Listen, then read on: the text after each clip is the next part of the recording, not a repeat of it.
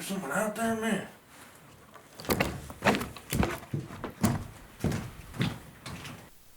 Now, boy, what in tarnation are you doing here? Sorry, man. I was just camping here. Well, it's obvious that you're camped out, boy. I just thought, aren't you supposed to be on the way to get some fancy camper of yours in Oklahoma? Oh, yeah. Well, it's funny you say that, actually. I do have some pretty cool news on my new composite custom flatbed truck camper that I'm having built by Bison Overland. But hey, listen, that sounds like a lot of details. If you want to join me for a cup of joe, I'll be inside, all right? You can tell them all the details about your fancy new camper, okay, you city slicker? All right, I'll see you. Them off-grid Overland folk, I don't even know these days, social media. Yeah, we'll talk to you next time, my friend. Have a good one.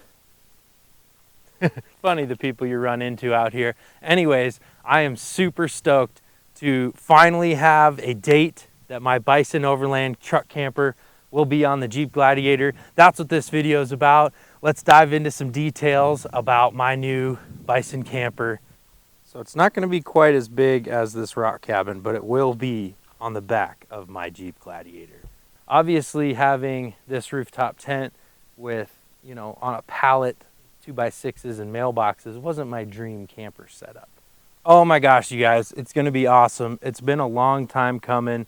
And for those of you who might not know, I've been living full-time on the road about 3 years. 2 years ago, I was full-time on the road in a full-size Dodge truck camper in 2019. Went all the way from Arizona to the Arctic Ocean and Alaska and had an amazing time. And I wanted to build a vehicle to live full-time out of that wasn't quite as restrictive and where I went and rock crawling, yada yada. That's what spurred the Jeep Gladiator, aka the Mobicon, 2 years ago, a little over 2 years even. January 2020, I bought this Jeep Gladiator brand new, and it has gone through so many changes. It's at a place where I never even expected it to be on. 1-ton axles, Dana Spicer Ultimate 60 axles, Nitto 40-inch tires. So this camper is a composite box. It's not a rooftop camper. It's not a cab over camper where you would sleep up above the roof. The reason for that, I'm able to run a full roof rack, rooftop boxes, less weight, less fatigue of the overall camper. The camper strut design can be a little bit different. Big reason though is that I'll be able to have the camper down and be able to sleep inside and sit inside of the camper. That's very important to me. Some pop-up campers are designed to where you need to pop the top to sleep, not this one. It will be about up to the top of the James Baroud when it is down, and then it'll pop another 2 feet. And then also it will come down to about the frame here, because we did have Kevin from Nichols Auto Fab built an aluminum frame based off of Genrite aluminum fenders. And last September, we dropped it off to Bison Overland in Oklahoma. They then got that and started redesigning the camper completely around having these integrated wheel wells. And basically what that's allowed us to do is drop the floor about 12 inches and have the camper sit a lot lower, because keeping the center of gravity low is very important on this build to keep it functional and as a capable rock crawling home on wheels. Kevin from Nichols Auto Fab cut this frame right here, widened it to fit a 40-inch spare tire. So this Gladiator will really be a one of a kind. And there's been a lot of work into the Bison camper to make it truly a one-off custom. The corners will be 45-degree angles. They've shared some of their extrusions with me and things like that, and I just absolutely love that. Down to a lot of the little details, like the camper line starts right at the bottom, or the top I should say, of my Pack Rack's roof rack. So So it'll start to 45-degree angle right about there, which we couldn't get that done until the roof rack was designed. This was the very first roof rack from Pack Racks. So there was a lot of things that needed to be done before the next thing in order for this to happen. In the meantime, while the camper was being built, I did a lot of interior systems and things that I got ready. So let me show you some things inside. We'll start with the back right here. So this is my friend's sticker zone. I've just chose to throw all of my friend's stickers on this wall here, this door. We've got the Goose Gear Seat Delete, the Dometic CFX3 45. We had a 75-liter fridge, too big, took it out, went with this one. We're gonna remove the rear window to have fridge access. There you go, compressor's kicking on, love that Dometic. Right now it's being run off a power station, but it will have two 100 amp hour Dakota lithiums down here on the floor as low as possible. Again, keeping that weight super low. Stoked to get those in, as well as the Red Arc Manager 30 and Zamp Solar. We've got Obsidian panels, they're 30% lighter. Those are going on the roof of the camper. We've also got the last US bag right here. We've got our, they call it the nut sack. That's what they actually call it, you guys. These are on the Invictus Off-Road Molly panels. So between last US bag, Invictus Off-Road, and Step 22, I've been able to utilize a lot of soft bags and just really, really great interior cargo options. Got them all over the roof, the Invictus panels. This stuff has been awesome to utilize that dead space on the roof. Back passenger, there's a lot going on. Again, I took the hinges out so these doors swing a little further. We've got a 21-gallon water tank that I installed. Haven't actually even shown you guys this. I installed this before Overland Expo last year.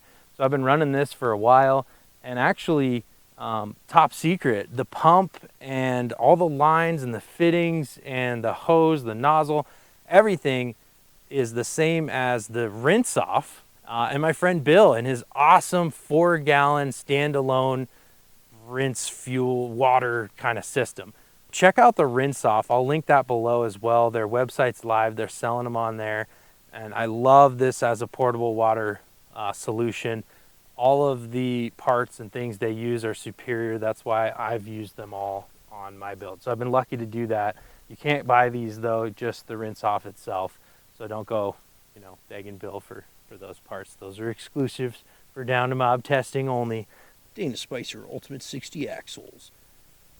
Another new change up front, Factor 55 Ultra Hook in orange. So we're loving that orange, having a few more orange accents on the outside of the rig, including our new headlights, which will do RGB, our aux beam headlights. And these will give us an orange glow during the day if we want. Another thing that's definitely worth mentioning is my Long Range America auxiliary fuel tank. So Kevin actually had to customize and cut this to fit the Dana Spicer drive shafts with the Ultimate 60 axles. Some angles were changed. So we got them into Kevin's hands, and actually Kevin got a tank in his Gladiator as well. So this is a 17-gallon auxiliary fuel tank that will go alongside of my stock fuel tank. This is almost going to double my range in the Jeep Gladiator. We'll make sure we never run out of gas again, because that has happened. It did happen, that wasn't real life. I'll have about a 600-mile range with this. Super excited to be working with Chris and Long Range America and to run this tank in there. I also have a Magnum Outback Extreme air compressor. That's a 1.5 horsepower air compressor that we're going to be weaseling in somewhere underneath the camper. That will run my Airby air lockers and air up my Nitto 40-inch tires. We're going to be switching up the sway bar, doing some different suspension stuff. So much stuff still needs to happen with this truck. It originally started as potentially being a 6-month project, and it's gone on to a 2-year project. I was working with a different camper builder in the beginning to try to build something that ended up not being my idea. It ended up not having integrated wheel wells, being a typical cab over camper, and something that I just didn't want. And I spent almost a year collaborating on that project. I was introduced to Bison Overland and decided, hey, these guys would be a great fit to build my camper. when we decided that, we had a rendering ready. I drove to Oklahoma, we took the bed off, did a lot of measurements. Drew actually built an aluminum frame that was gonna be basically exactly what my camper would look like in the end. And we got down to starting to finalize that. When we were coming closer to the time of installing and building that camper, I broke my front axle and the build changed a lot on the back end here. So Drew, Cody, the guys at Bison have been so cool about adapting to what I want, building exactly what's in my head. And honestly, they are the only company that I know of that I've talked to in the Overland space that will truly customize your camper to your needs. So as far as the interior, right now I'm talking to Dustin from Vice Customs about doing a CNC Baltic birch interior. While this would be a little bit heavier of an option, we're talking about cutting hexagonal shapes into it to reduce weight. And I'd be so stoked with this option because it would fit perfectly and just be all computer cut, ready to install. So I'm heading to Bison Overland the end of March right now, and we're gonna get this camper on the truck by 1st of April. It's gonna debut at the Moore Overland Expo, 1st of April. So excited to say that. Whether the interior will be done, I'm not sure. Whether it'll have a full vehicle wrap at that point, I'm not sure. Working on all these things and having every little piece of this puzzle come together.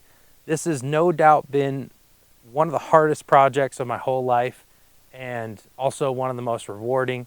I have a long list of sponsors to thank for helping get me this far. I hope you guys are excited to see it. It's been a huge project that has sucked up a lot of my time, and I want to get back to just doing videos on the road with my truck, not quite full on build phases and being so in between.